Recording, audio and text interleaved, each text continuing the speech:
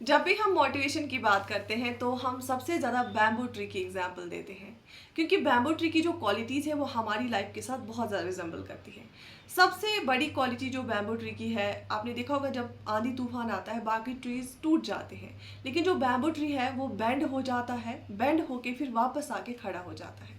ये हमें शो करता है कि जब स्ट्रगल फेज आता है, जब हमें चैलेंजेस आते हैं, instead of resisting those challenges हमें अडेप्टेबिलिटी दिखानी चाहिए, हमें फ्लेक्सिबिलिटी दिखानी चाहिए और सर्वाइव करना चाहिए।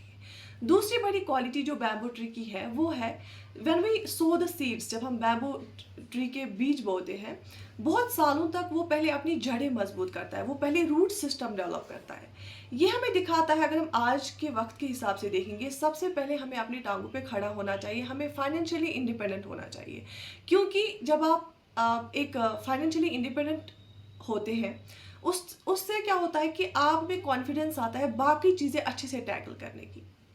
तीसरी एक बहुत इंपॉर्टेंट क्वालिटी जो है वो है कि जब ये अपना रूट सिस्टम डेवलप करता है उसके बाद ये एब्रप्ट ग्रोथ दिखाता है।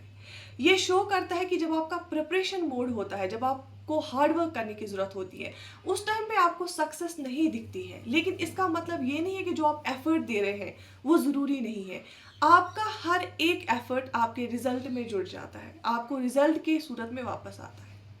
एक और बहुत खूबसूरत जो क्वालिटी है बैम्बू ट्री की वो ये है, वो सबसे ज़्यादा स्ट्रंथ इसकी सबसे ज़्यादा होती है, ड्यूरेबल होता है और लाइट वेट होता है। ये हैवी नहीं होता है लेकिन स्ट्रांग होता है।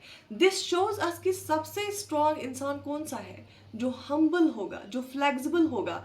जो रिजिड होता है, जो रिजिडिटी दिखाता है, वो टूट जाता है।